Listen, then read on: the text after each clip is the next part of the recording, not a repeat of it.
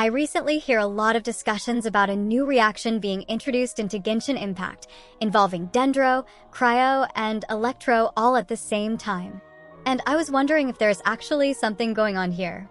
So in this video, we will take a look at the information that started this whole topic and analyze whether this is truly a new reaction coming to the game, or just a temporary event mechanic that might not make it into the main game.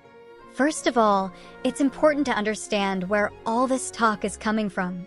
Recently, a new blessing effect was revealed for the Imaginarium Theater in version 5.6, and it includes Cryo, Dendro, and Electro. That already sounds like something new, right? Because normally, Cryo and Dendro don't have any direct reaction together, and even Electro doesn't have any known interaction when combined with both of those two elements at once.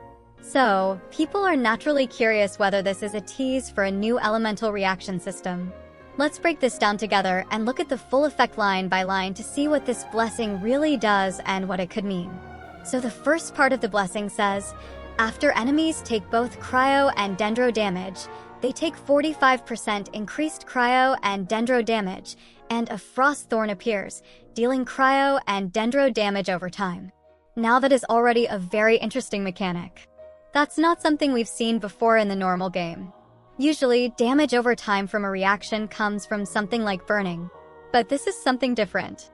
This Frost Thorn is entirely new. The next part of the blessing describes two paths.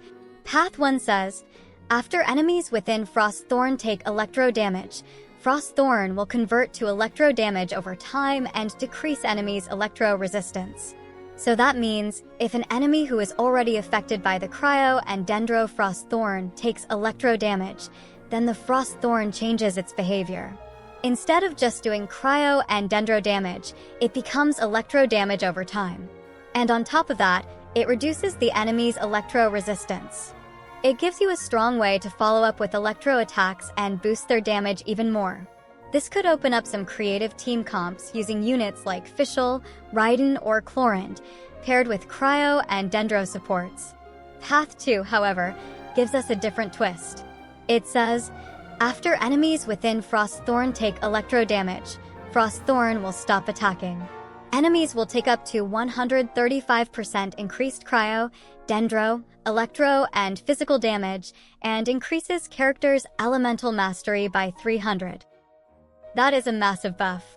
The Frost Thorn just disappears, but the enemy becomes way more vulnerable to 4 types of damage: Cryo, Dendro, Electro, and physical, and on top of that, your characters get 300 elemental mastery. That is a massive number. This means you can dish out a lot more damage through reactions like Aggravate or Hyper Bloom. Plus, physical damage dealers will take advantage of this as well. So now that we've looked at both of these paths, what does this mean for the game overall? Is this a real new reaction, or is it just a one-time thing for the Imaginarium Theater? Well, it seems clear that this isn't a reaction in the traditional sense. It's not something you can trigger in the overworld.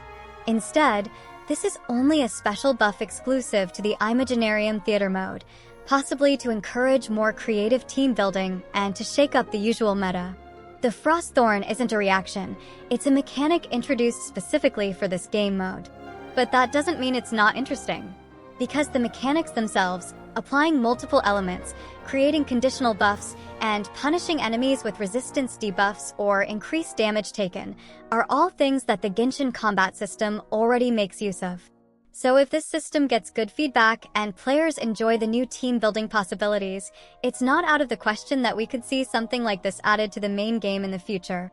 Personally, I think this is a really fun way to experiment with elements that usually don't interact much. Cryo and Dendro on their own don't really do anything together in the base game, so giving them a chance to work together and create new strategies is a cool idea. And adding Electro into the mix just gives more flexibility and variety. Whether you want to focus on damage over time or just burst down your enemies with high reaction damage, both of the Frost Thorn paths give you strong tools to work with.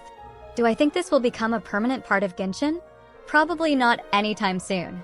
But if enough people enjoy it and show that these types of mechanics make combat more fun, Hoyoverse might even consider evolving it into a new reaction later on. So, if you were wondering whether we just got a sneak peek at a new elemental reaction, the answer is not really. But it is a very cool experiment and definitely worth trying out if you enjoy team building and elemental mechanics. That's all for today's video. Let me know in the comments what you think about the new blessing. Would you like to see Cryo, Dendro, and Electro have an official reaction in the game one day? And what kind of characters would you build around this mechanic? As always, don't forget to like and subscribe for more updates, and I'll see you in the next one.